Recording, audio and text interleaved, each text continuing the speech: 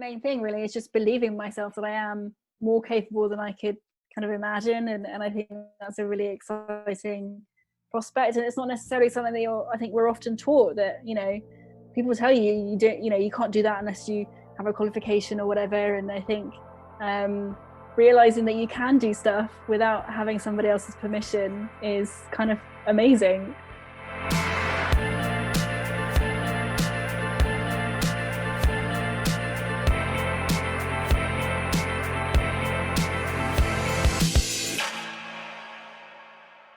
Hey gang, it's Tom Ball here and welcome back to Second Mind, the show that empowers you to become the greatest version of yourself and better our world.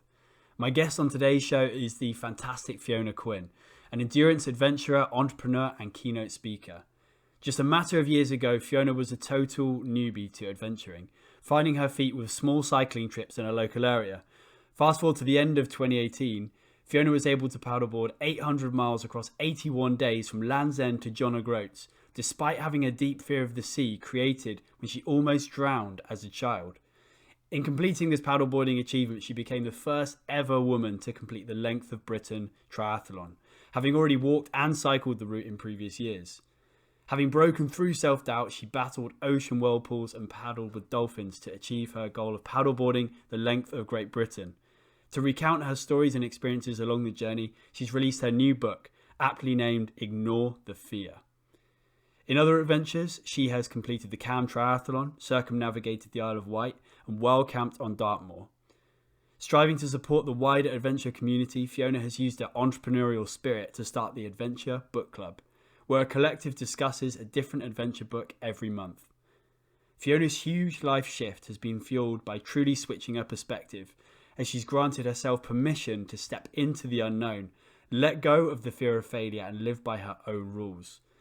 I feel Fiona's messages and story offer huge value to so many people, as she is a true example of someone who has let go of many limiting beliefs and reached beyond what she thought was possible to live a purposeful life. She advocates finding your own unique adventurous spirit and exploring on your own terms. And I feel that this is something that is super empowering for those who have not yet had any adventure experience, but is also highly relevant for those seasoned explorers out there too. Sending a good energy to you all right now, and I hope you enjoy the conversation. Peace.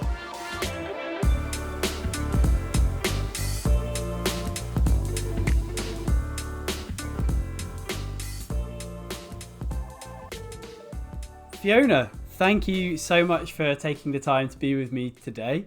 How are you doing? I'm very well, thanks. How are you? Fantastic. Yeah, I'm doing really well. It's been a lovely sunny day here in Devon. I just wanted to kick off the conversation. I was in my research looking through some of your Instagram posts of the various adventures you've been on. And I was wondering if that had always been your nature, if you've always been an adventurous person, or if this is something that is more relatively new in your life. Yeah, I think that's an interesting question. I would definitely not have classed myself as adventurous. I grew up in a small village in Essex, and me and my brother used to run around the village and that kind of stuff, but we would never really go on adventures as a family. And then when I was a teenager, we moved to a town, and I wasn't adventurous there. I was just kind of all about like buying new clothes and that kind of stuff, like a normal teenager. And it wasn't really until my late 20s, really. I think I was about 27 when I got a bike on the Cycle to Work scheme. And that was when I really started to kind of get outside and start adventuring and exploring a little bit further. Okay, wicked.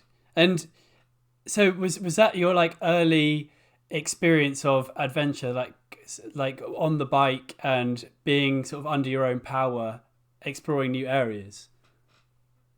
Yeah, definitely. And it was exactly that kind of the human powered exploration kind of element of being on a bike that I liked. I could just, pootle along on the bike and head down a lane to see where it led. And it was my boyfriend at the time. He was super into cycling. We were like a 7-bike household, I think, at one point. So he would take me out cycling down in the Surrey Hills, and we'd go and explore into London. And it's just a really nice way of getting outside. And I think starting to cycle as an adult, because I hadn't cycled maybe since I was about 14. So kind of taking on that sort of independence and relearning how to cycle on a road. Like I have a car, I drive, but I think it's different being on a bike and kind of realizing like where you're supposed to cycle within the road and all that kind of stuff just kind of builds your confidence about being outside on your own, and just kind of going a bit further than you normally would and exploring somewhere new. So yeah, that was definitely what kicked it off for me. And it was from doing the cycling that I then wanted to kind of take on slightly bigger challenges. So I started doing London to Brighton, London to Cambridge, kind of organized trips. And then from there, I wanted to make up my own trip and do something a little bit different. So it was really a snowball effect, like sort of building up in incremental stages where you started off with like just going out for maybe an afternoon cycle, and then it was turning into day trips and I take it overnight trips as well. Yeah, absolutely. And it was around the same time that I heard Al Humphreys talk about micro adventures. So it was really him that kind of pushed me to take on this idea of just sleeping out under the stars for one night with just a bivy bag and your sleeping bag and no tent. So me and a couple of girlfriends went and slept on a hill in Kent. And it was kind of from there that I then really enjoyed sleeping out under the stars, and then kind of combining that with the cycling just sort of, led to multi-day adventures. And from there it grew. Did your friends share the same spark for the adventure? Have they gone on and led adventurous lives after that? Not particularly, no. I think it's a funny thing, like micro adventures though. I think camping out for one night, I mean it's a terrible night's sleep, but it's just, I just loved the doing something different part of it. I liked feeling a bit uncomfortable and realizing that it isn't as bad as you think it's going to be. It's actually kind of a bit fun and a bit novel, which is quite nice, you know, in our quite comfortable day-to-day lives for most of us. So they didn't quite take it up as much as I did. I think I took it slightly to the extreme. Well, obviously lit up a little spark in you. I think though, especially with a group of friends, there's a real like good bonding that can happen if you are doing a micro adventure or a larger adventure. You get to those like points of adversity where maybe you've had a little bit less sleep than you'd have liked, or the weather's pretty rubbish, but you're all in it together, and you really can like laugh about it. If not in the moment, you can definitely laugh about it afterwards, as long as everyone ends up okay. I've definitely had that with a lot of my friends where we've had situations where we thought it was an absolute nightmare at the time, and then we look back with big grins, you know, in a couple of years' time. Yeah, absolutely. It's brilliant stories, brilliant ways of bonding with both friends, but also with strangers. Like I've on my most recent adventure, the paddleboarding one that we're going to talk about, I had just complete strangers come and be crew for me, and it was amazing to be in such an intense situation and really get to know people and kind of build really awesome memories and cool stories together. So it was great. Yeah, so the paddleboarding adventure, it was part of your Length of Britain triathlon, and to explain that for the listeners, what did that involve? Because the stand-up paddleboarding was a part of that, right? It was, yeah. So the whole triathlon started back in 2016. So after I'd done a couple of kind of local adventures, I wanted to do something a bit bigger, and the kind of obvious British adventure is Land's End to John O'Groats. So the bike was my kind of favorite means of transport at the time. So I hopped on my bike, completely self-supported, solo, and just set out to cycle the length of Britain over a month, or about 3 weeks, I think was the aim initially. And then that kind of snowballed from there. I mean, that first time I didn't actually make it. I got caught out by a storm in the Cairngorms. So I made it 80% of the way. I cycled 800 miles, and then I had to quite finish it. But I was just really excited about exploring the country that I call home and wanting to get to know it a bit better, but also just testing myself and realizing that I could go a lot further than I'd ever gone before. So having attempted to cycle it, although not successfully that first time, I then decided that I wanted to do it again, but via a different means of transport. So then I walked in the opposite direction from John O'Groats to Land's End. And then that was after that I cycled it again to to do it in one go. And then I paddleboarded it. So kind of the length of Britain triathlon is doing Land's End John O'Groats by walking, cycling, and stand-up paddleboarding.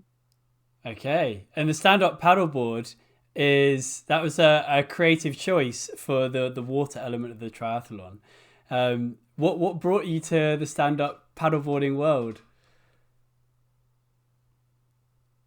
Yeah, so I nearly drowned when I was younger.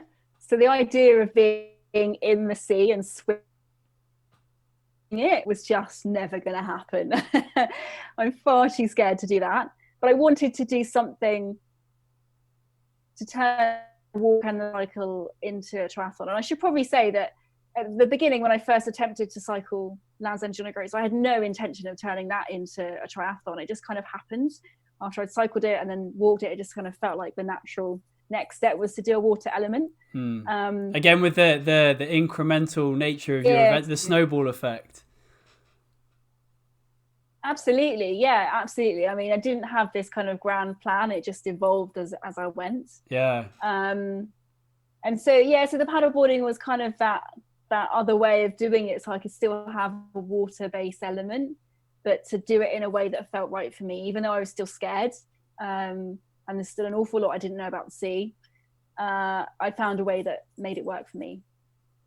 Yeah, at least the paddleboard meant that you didn't have to get into the water most of the time. You were on top of the water. Exactly. So the cycling leg of that journey was the first one, and you said that you failed the first attempt of it. That was so close at 80%. That must have been quite a difficult experience. How did you deal with the failure mentally? Because it seems like it followed a really great string of adventure experiences, seemingly quite like exciting, positive things, and then to have that happen must have been a bit of a setback. Yeah, I mean, to me it never really felt like a failure. I mean, I just cycled 800 miles, and before I'd cycled with 80, like one adventure. So actually, I was like, this is amazing.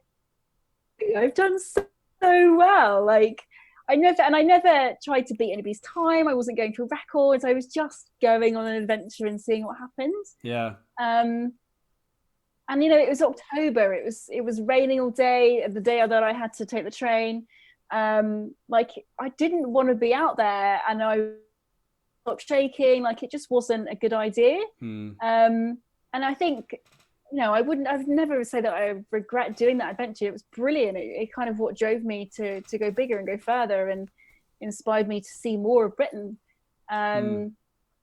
So I definitely wouldn't class it as a failure.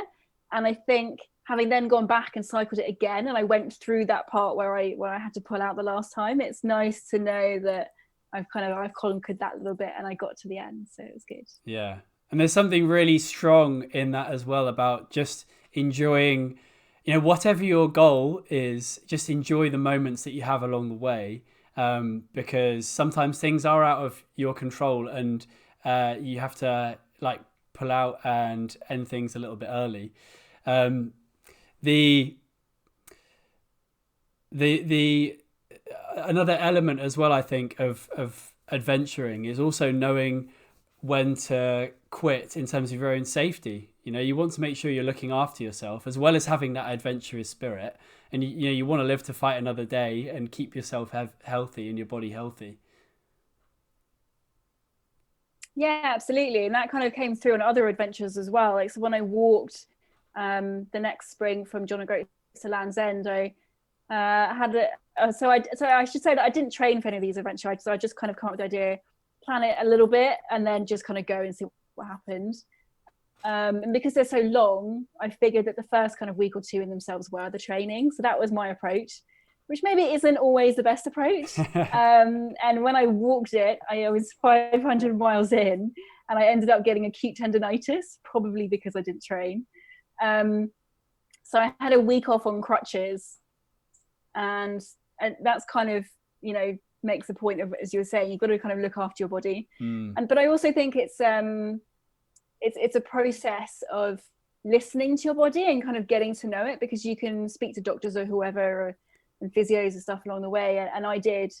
But at the end of the day, you know your body better than they do, and if you feel like you can keep going, or if you feel like you need to stop and they have contradictory advice, I think it's just a process of learning about your body and kind of knowing the difference between like pain and damage and that kind of stuff. So yeah, and that seems to be, treading that fine line is something that's developed through experience as well. Like the more that you do, the more that you know how far you can push yourself, and when sometimes it's maybe better to rein it in.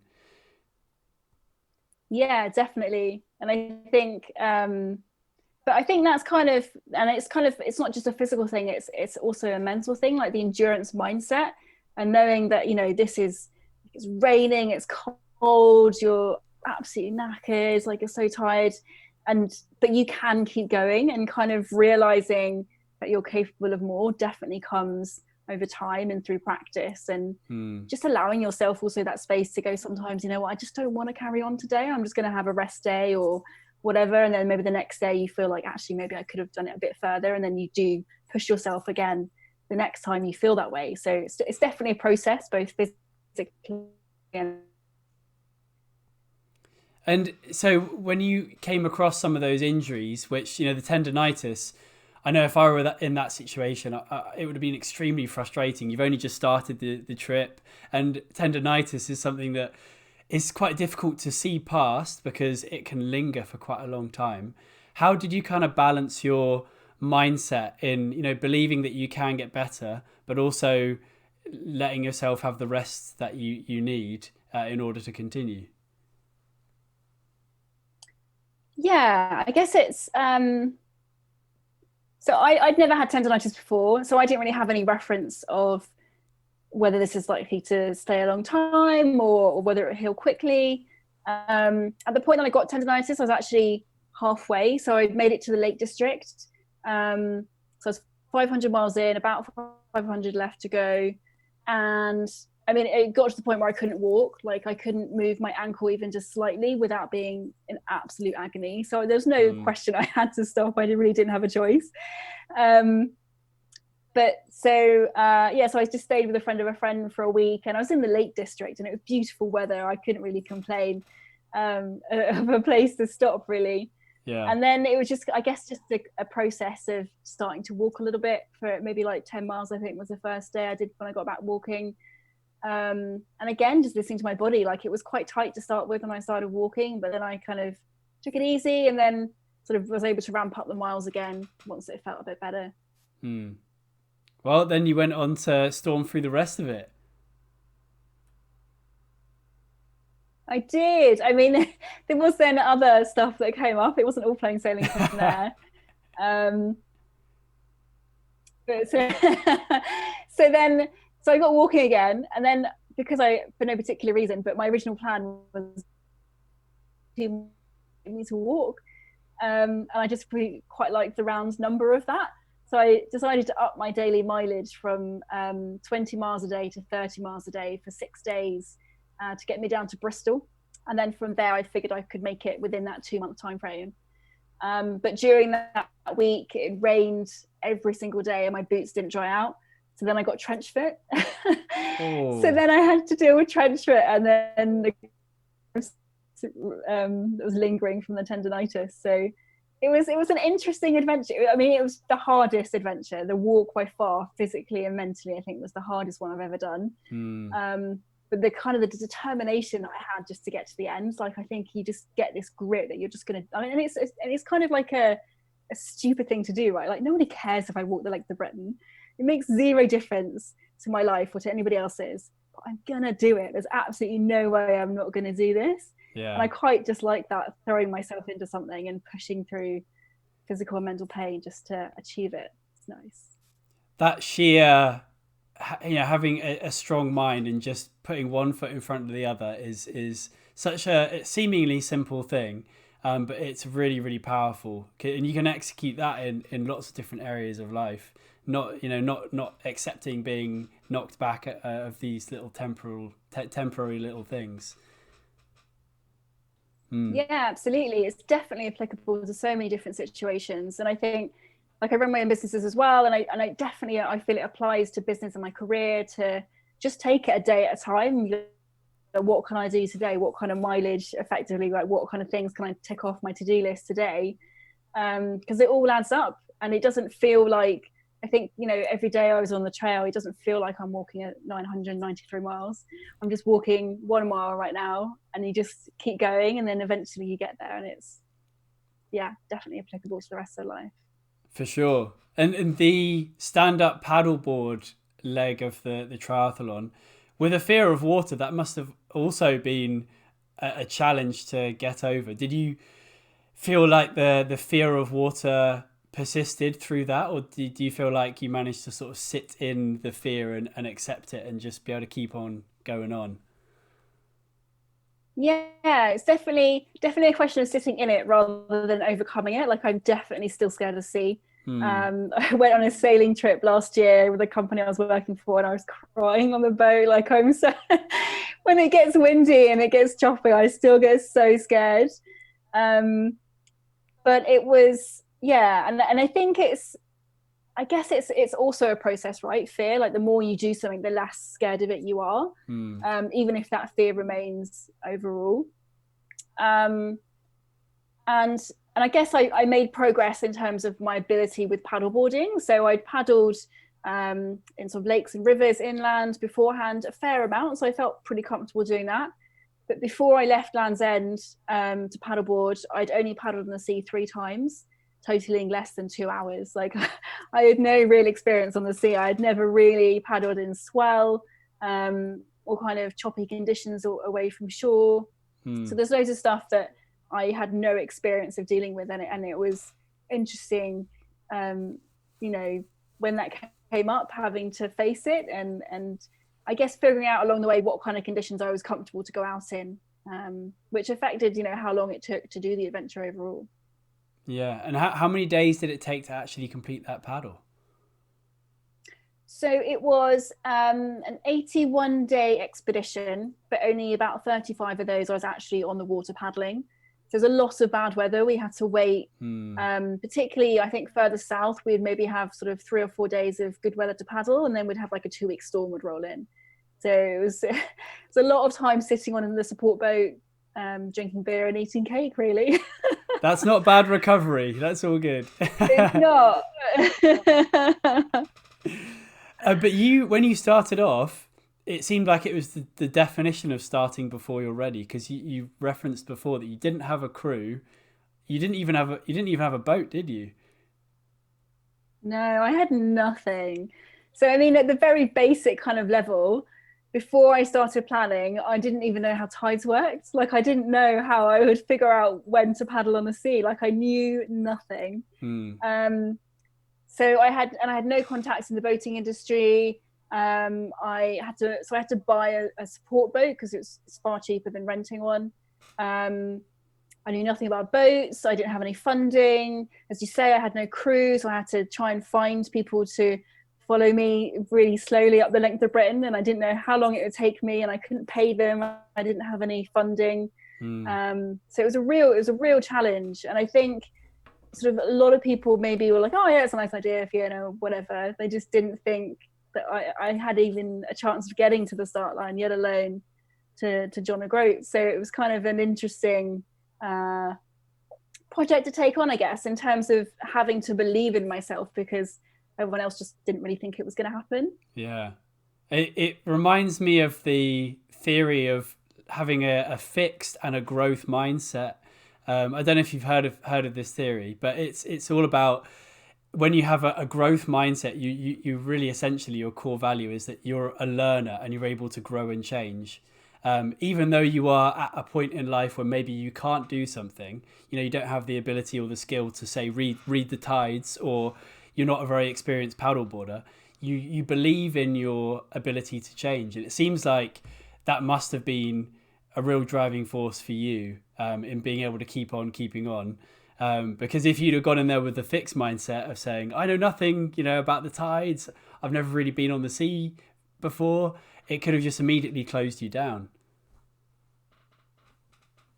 Yeah, definitely. And I think it was the fact that I didn't have a clue what I was doing and I was terrified. I think all of that is really what compelled me to do this. I don't think there's really been any other adventure that seems so to me that I've done that seems so ridiculous and yet I've been so compelled to do it. I think it was the opportunity to really to learn and to throw myself into it and be like, could I do this? Could I overcome all these obstacles and keep going long enough to get to the end? And I think that was what really excited me about it and made me want to do it. Mm. And the route that you took, did you go up the west coast or the east coast?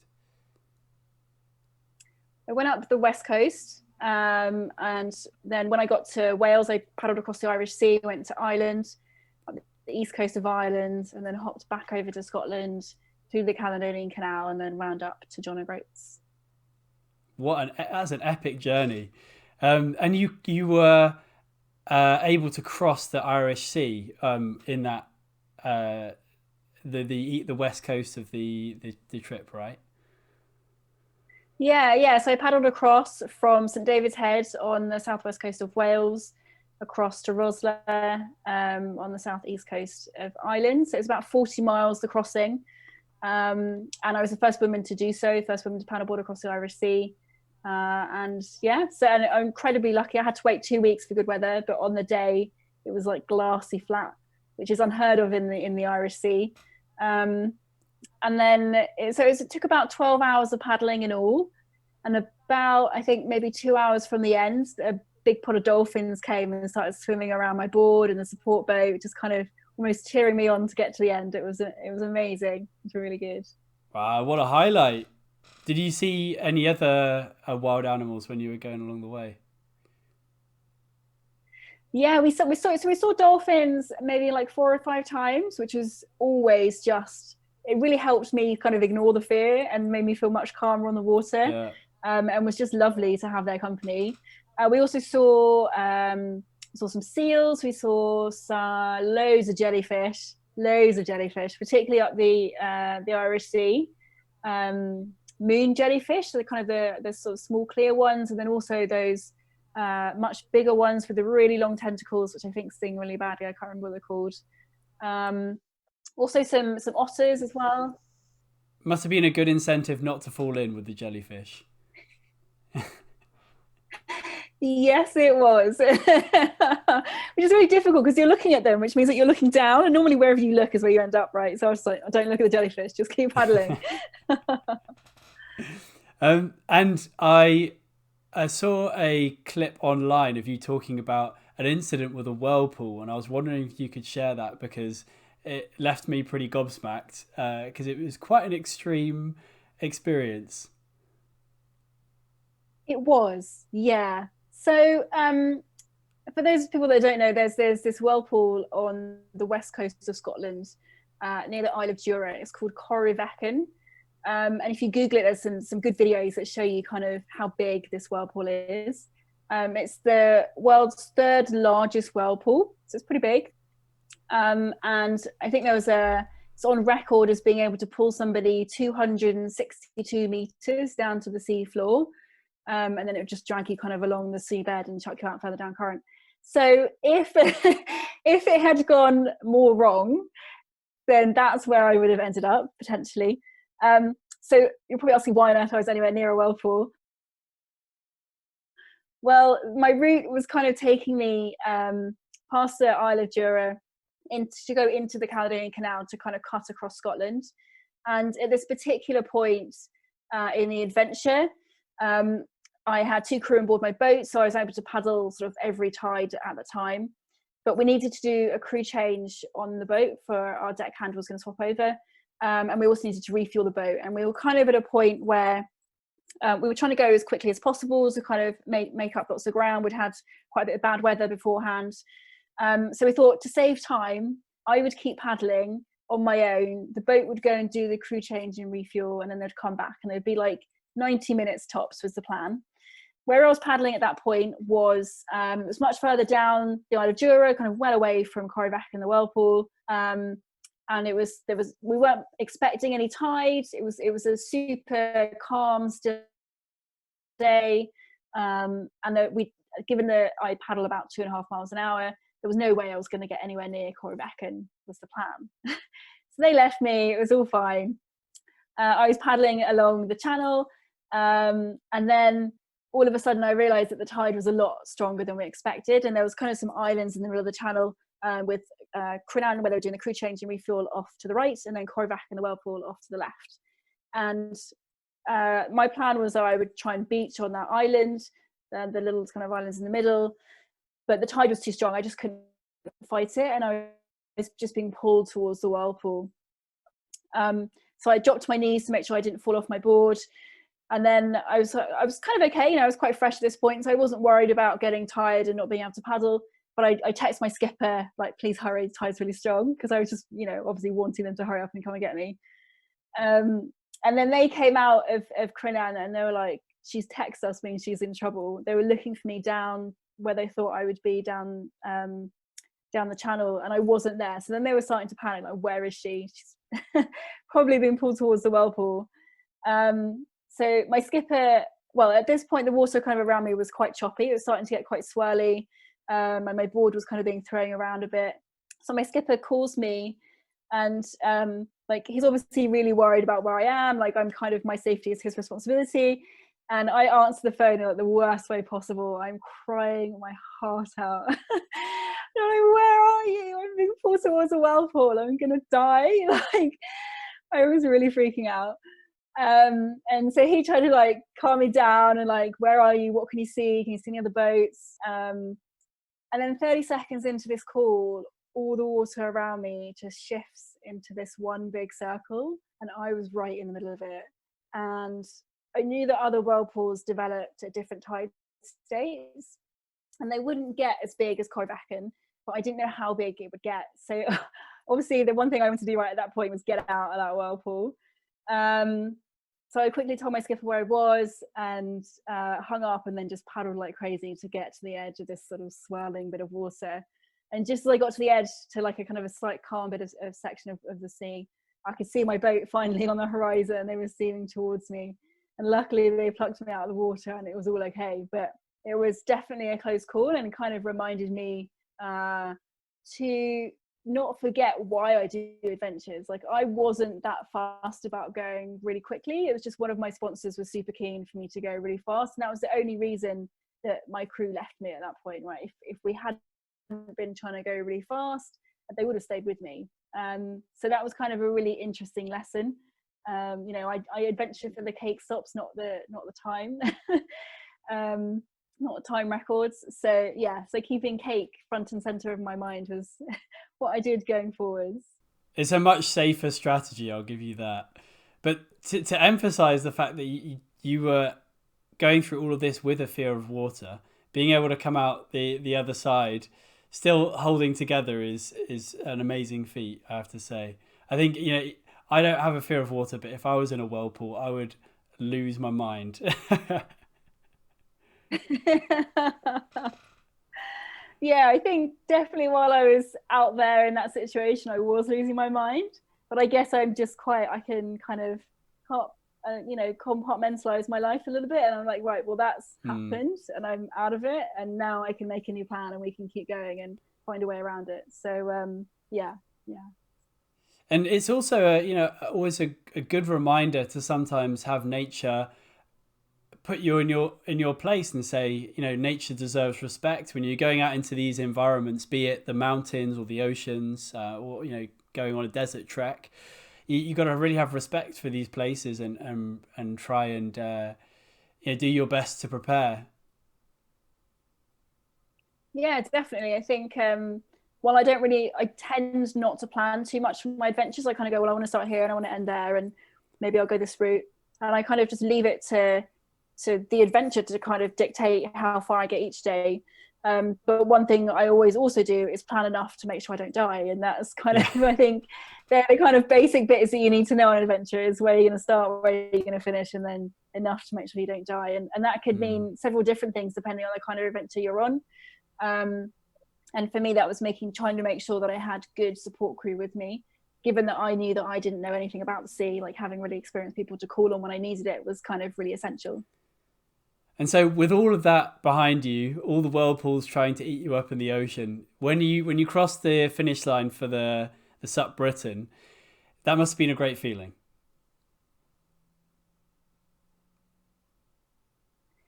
Yeah, it was a great feeling, and I think it was very different to how the other two adventures had finished. So normally I get to the end of an adventure, I'm on my own. I go, oh well, that's the end then. I should probably go home. But on this one, I had my crew with me, and it was great. We got to kind of celebrate what we'd done together and what they'd achieved as well. Mm. I mean, Aileen, she was my deckhand. She joined us at Queen, so her first job on the boat was to find me in a whirlpool. But she had never been on a boat before. She had never paddleboarded before. She didn't have a driver's license, so we got her to drive the boat. So she had huge kind of her own learning curves on it as well. And then Liam, who joined the expedition as my photographer, he was 22 and he'd never skipped a yacht in his life.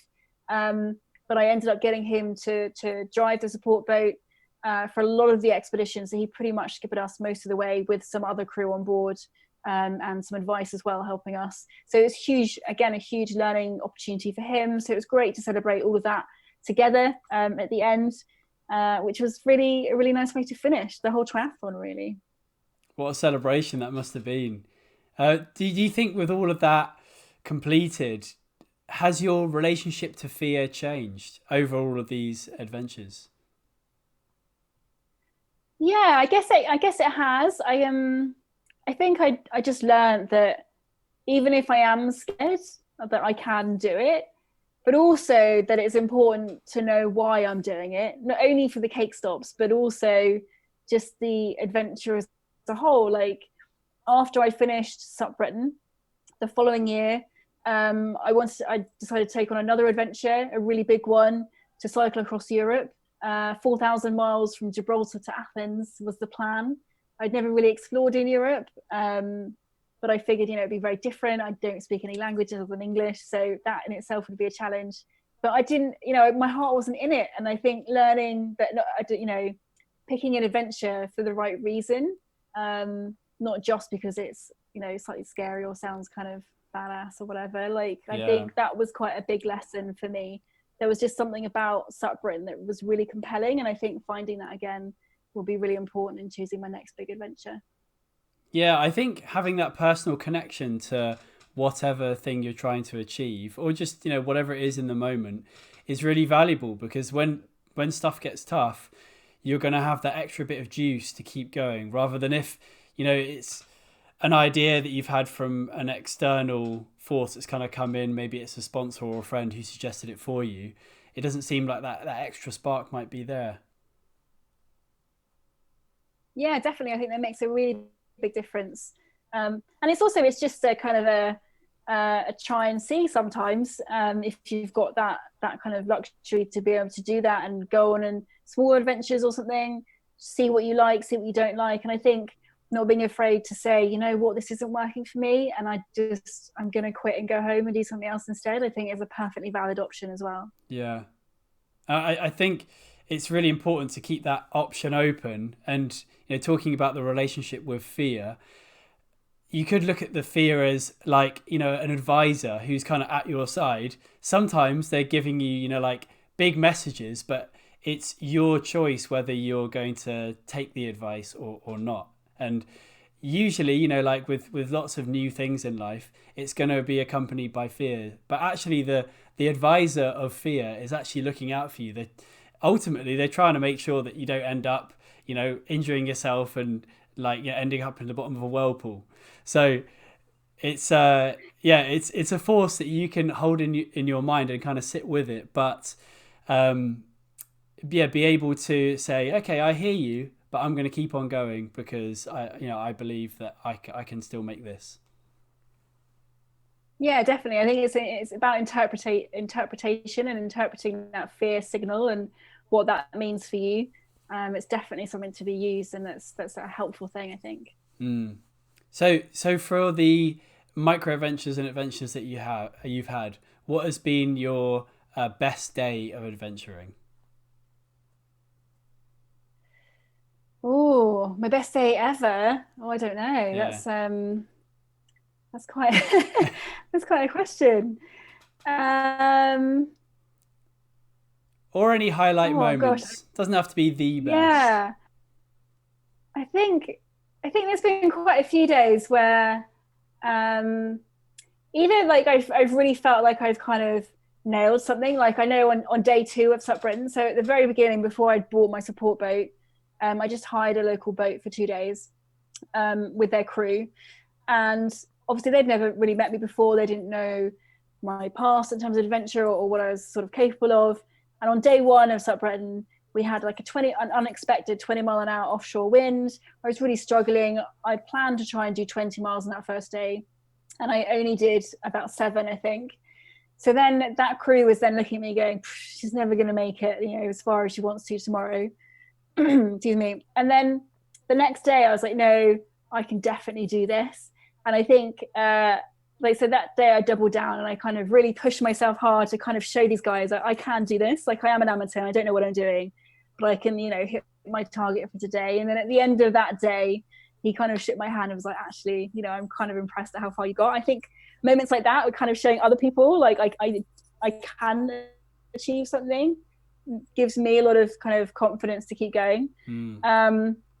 And that can be sometimes with other people, but also it might just be with myself, and I'm just like having a really bad time and feeling like everything's going wrong, but then I just prove to myself that I can keep going. It sounds like through all of the experiences of the stand-up paddleboarding, the cycling, the walking the length of the UK, that the highlights must have been numerous, like with dolphins coming up and you being able to conquer your perceived limits. It really is something special to look back on, I'm sure. Yeah, absolutely. Some really incredible memories, and spending time with people, meeting complete strangers along the way, all that kind of stuff's been really, really magical, and yeah, really, really nice to look back on and kind of have experienced that, particularly given the situation kind of at the moment with lockdown, with Corona, like having those memories of, I did those really cool adventures. I think I feel very lucky to have those, and I'm really keen to get back out there and plan some more for when we're allowed out again. I'm sure you're using your planning lockdown time pretty well, scheming for new adventures. The obviously the connections that you make along the adventures are very meaningful to you. But for someone out there who wants to connect with other people and go on adventures, and their social group may not be responding well to invites to go on micro adventures, how could they connect with people to start to get out and go on these trips? I think for me, social media has been a brilliant way to connect with like-minded people. There's a ton of groups on Facebook where you can find people local to you that want to go on micro adventures or cycling or whatever kind of sport you want to do. And as well on Instagram, I found some great connections and some great new friends I've met through Instagram. Just kind of seeing what other people are up to and kind of telling them a message and asking if they want to join you or you could join them. So I don't really know how I would have met these kind of people if it hadn't been for social media, to be honest. So it's a brilliant way of finding them.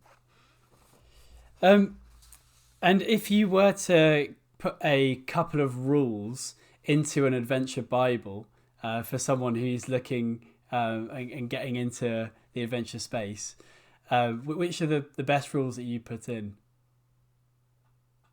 Ooh, interesting question. I think, well, obviously the first one has to be ignore the fear, because invariably if you're doing something new, you're going to be a little bit scared, even if it's not a massive fear.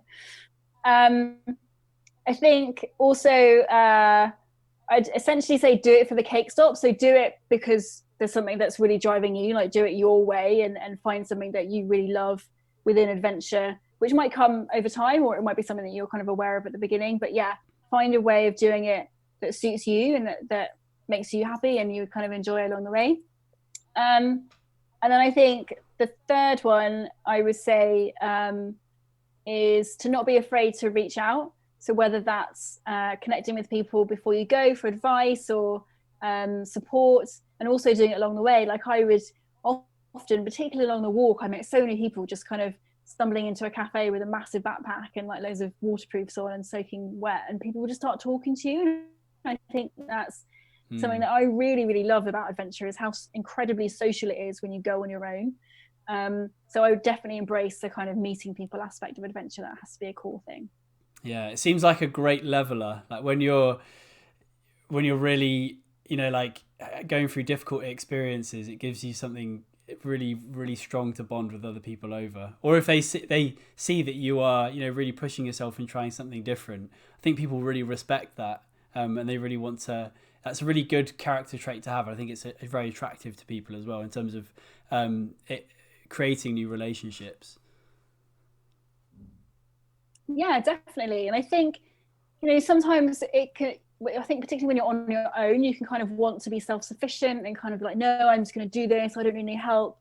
But actually a skill of being able to open up and be like, you know what, I kind of do need some help, or it would just be nice to chat to someone about this. I think that is a skill in itself, and it's just so much more rewarding when you can be vulnerable and ask for help, or accept help when it's offered. Obviously you don't have to always do that, but I think allowing that space for that to come into your adventure is a massive bonus. Yeah, for sure. What do you think is a common misconception about adventures that you'd like to dispel? I think that they have to be like dangerous or gnarly or massive. Like they can be whatever you want them to be. They can be absolutely tiny. They can just be fun, if that's what you're looking for, just to get outside and have some fun. You don't have to set any world records, you don't have to beat anybody else, you can just do it for you.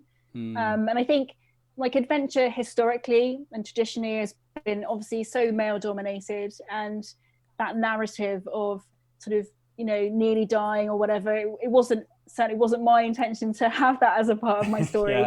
In terms of the Whirlpool, and I don't think that needs to be there for it to be an adventure. It just needs to be something that challenges you in whatever way you want that to be. So I think changing the kind of the narrative around adventure would be really nice. Yeah, I mean, you mentioned like being a female in the adventure space. Do you think that females are underrepresented? Would you like to see any changes in the adventure culture regarding like female adventurers? Yeah, definitely. I think probably on social media it's a little bit more balanced, just because it's not so much restriction on it. But on things like TV and in the sort of wider media, there's definitely a huge emphasis on male adventurers, and often they're white men, middle class, probably been in the military. Like it's a very sort of samey kind of narrative, which is a real shame because there's so many cool people out there doing really cool stuff.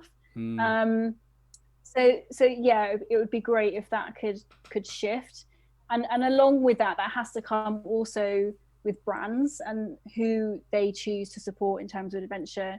I've had some amazing companies sponsor me, but I definitely know that there's a difference between what men get offered and what women get offered.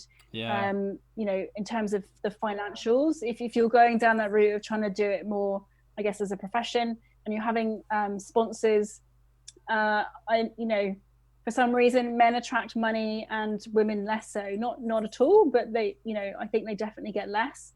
And there's probably still some element of I don't know, not wanting women to be in more challenging situations, or thinking that the public or potential consumers don't want to see that. And I think that's wrong. Like we really want to see that. And there's, as I say, some great stories out there of lots of other women doing cool stuff, which would be really nice to hear more of. Yeah, and the more female role models, female adventure role models there are in the space, it means that it's going to inspire so many more young women to get into that as well. Yeah, definitely. I mean, I don't think I saw any kind of role models growing up of women doing things outside, so it'd be brilliant to have a new generation of girls that grow up to think, what, that is for me, I am allowed to go outside and get dirty, and that'd be brilliant. Do you think, with people getting into the space of adventuring, do you think there's a danger in the age of social media and people sometimes going that extra mile for the sake of social media and getting a good Instagram clip? Or do you think people can kind of lose their way and lose the connection to doing, as you were saying, do the adventures in your own way rather than, doing it for the audience of social media? Yeah, I think it obviously completely plays the part in sort of how your adventure plays out. If you're doing things or structuring your adventure in a way that makes it easier to capture it, so you've got images, it definitely changes the dynamic, and having sponsors as well, that will change the dynamic of an adventure, right? And I think it's just remembering, like, why are you doing it? Like, you can do it for Instagram if that's what you want to do, but it will probably be quite obvious that that's the only reason you're doing it.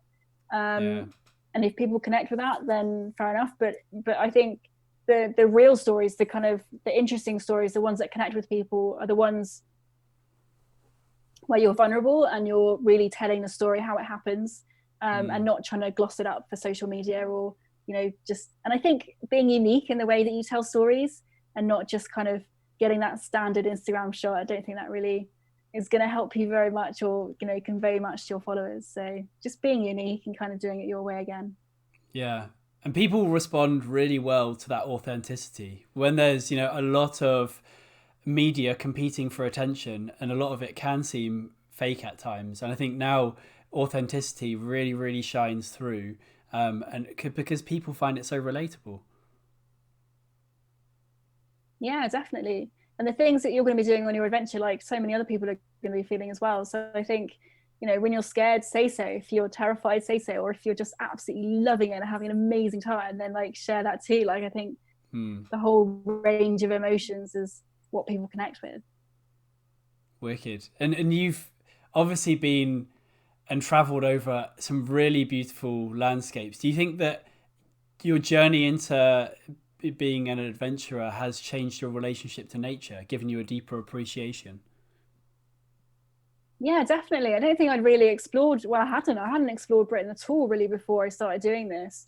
So even just as a way of getting to know, the country I call home, it's been fantastic. And then alongside that, kind of, I now know how the land lies, like from Cornwall to Scotland, and it's brilliant. But even now, I still don't know, that much of the UK. There's so much more to explore, and I think we're incredibly lucky to have such a diverse adventure playground right on our doorstep. Lots of countries are kind of, they're either one thing or the other, but we have so much, from mountains to beaches and everything in between. So it's really brilliant. Yeah, and that's something really important to emphasize, like how lucky people are to have something on their doorstep. And for people in the UK, they've got a really amazing access to the coastline, which is fantastic, but also mountains, good walking. But people around the world, who may be listening to this also, every environment in the world has its own sort of unique character to it. And like you were saying about tailoring the adventures to your character and your spirit, you can also do that to the land that you have on your doorstep as well. You don't need to travel half the way around the world to have that feeling of going on an adventure. It can be right on your doorstep wherever you are. Yeah, absolutely. I think some of the adventuring outside of your back door are kind of the best ones that you can have, because they're much cheaper, they're much less time consuming, so you can kind of fit more of them into your everyday life, which is, I think, a brilliant way to live. Yeah. And you have started a project called the Adventure Book Club, I take it, and this is to connect people with a love of adventure reading, and hopefully transform that into action as well.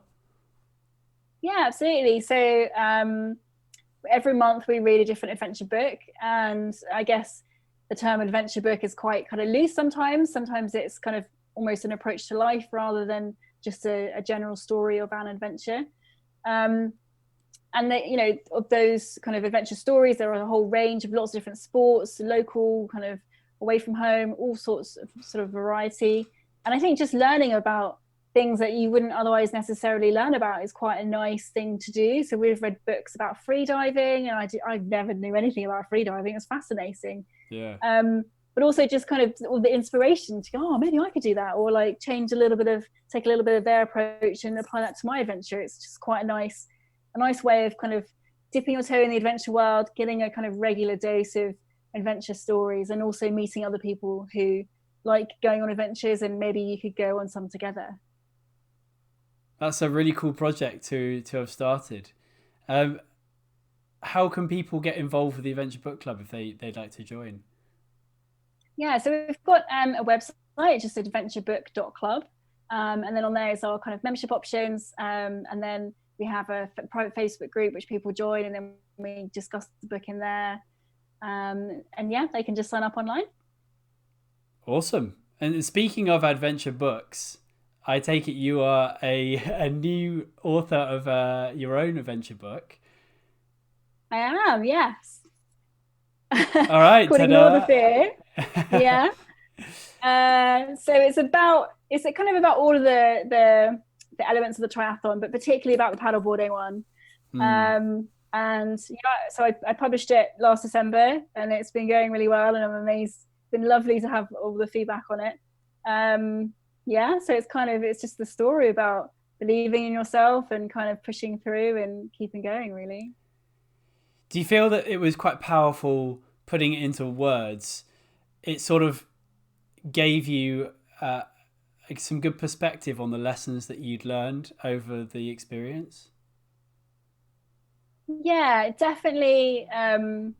It's funny, like I feel more proud of having done the book than I do of the adventure itself. I think putting it down and having something physical that you can like give somebody else, and like this is what happened, and kind of all the details that doesn't come through in the story if you were kind of following me at the time on social media or heard about it in a talk, because you just can't get that kind of detail across. So having it kind of documented and sharing my kind of thoughts and feelings and kind of how I got into adventure, it's been really nice.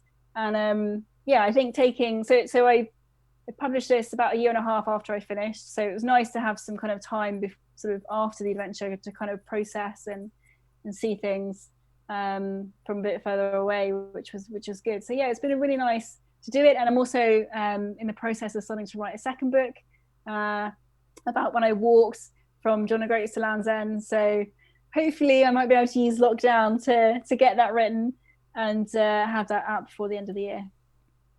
Big productive time. And the second book sounds really exciting. You have to keep us updated on that. Yes, I will do.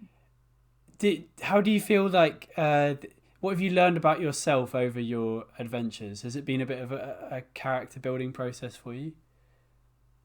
Yeah, I guess I've kind of learned to believe in myself and to trust myself with decisions that I make, whether they're deciding what kind of adventure to do, or how I want to plan it, or who to take with me, kind of finding crew and that kind of stuff. I think learning about my abilities and to know when to ask for help has been a big part of the adventure.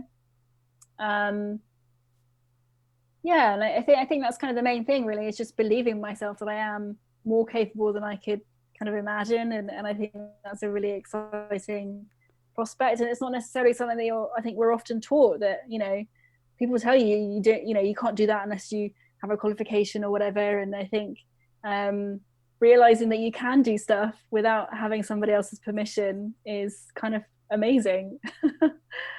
Yeah, and I'm sure if you talked to the younger version of yourself and laid out all of the different things that you've managed to complete now, and writing a first book and going on to a second book, you might have not believed that at that time. No, not at all. I mean, I couldn't have imagined, like 5 years ago, that I would have done any of this stuff. I'm like, what are you talking about? No way. Like, yeah. But as kind of we mentioned earlier, like it's a real gradual process. And I think it's a really fun one, and it's a really it's a good sort of way to set yourself up for life, I think. Yeah, I think the incremental stages of just like taking it step by step is coming back to that is a really powerful way of yeah, just not getting too overburdened by, thinking that you have to complete these huge goals all at once.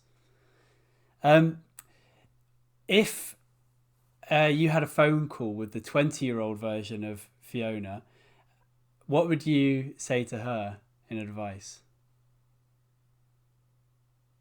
Wow. I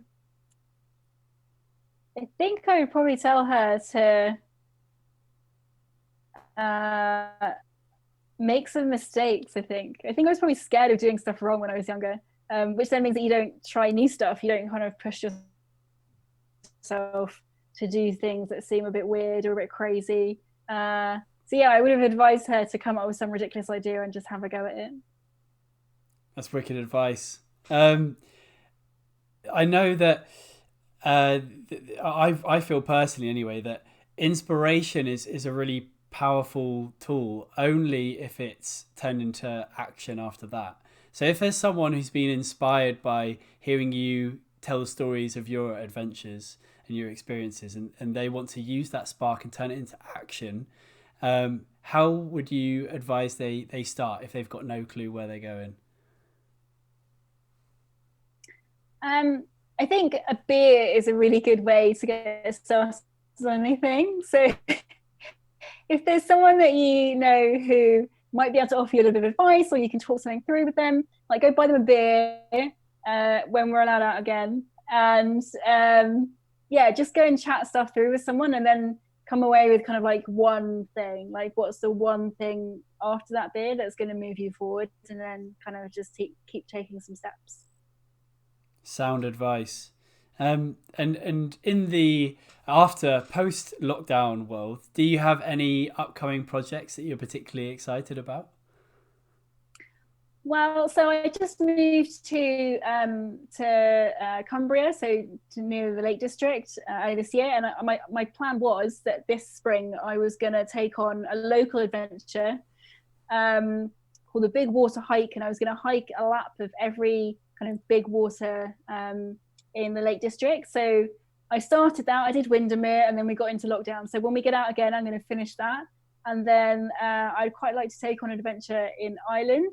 I've obviously paddleboarded the length of Ireland, but I've not really seen much of mainland Ireland. So I kind of want to go on shore and explore the country a bit more. Explore more of the wider local area of of the UK and Ireland. I think that's a really good thing to be able to do. Before I ask the last question of the podcast, I'd love it if you could tell people who are interested in your journey and have been inspired by the things that you've been saying, how can they follow you on social media or get in contact? Yeah, so I'm on Facebook, Instagram, and Twitter, or just Fiona L. Quinn. And then my website is lquinn.com, and you can just drop me a message via any of those means. Fantastic. And the last question, if you had a magic wand, and when you wave the wand, everyone in the world will have to do one habit per day. They have to do one thing per day of your choice. What would that activity be? I think read. I think that everyone would have to read. It doesn't have to be my book, but just read something. Your book might be a good place to start. Yeah, I think stories are such a brilliant way to learn, to kind of inspire us to go and do other things, and to give us a confidence and to see the world in a different perspective. So yeah, reading I think would be a brilliant thing. Brilliant. Well, that brings us to the end of the conversation. Fiona, thanks so much for your time today. Thank you for having me. It's been a pleasure. I really do believe that your experience is a testament to the fact that you are able to really break through those perceived limits, and you're coming back to that growth mindset. I think you're a fantastic example of someone who has a growth mindset and has leveraged that to be able to really have some epic goals completed, and I'm sure some really fantastic things to come in the future. So yeah, thank you very much for sharing your stories with the listeners today. And for those of you who are listening, please do go and follow Fiona on Instagram and social media so you can keep up with her journey, and like and subscribe the Second Mind podcast. And if you've enjoyed the messages of the conversation and perhaps you think it'd be useful for a friend to hear some of these topics that we've been talking about, please do share it with the people in your circles. And thank you very much for listening. Stay true, everybody.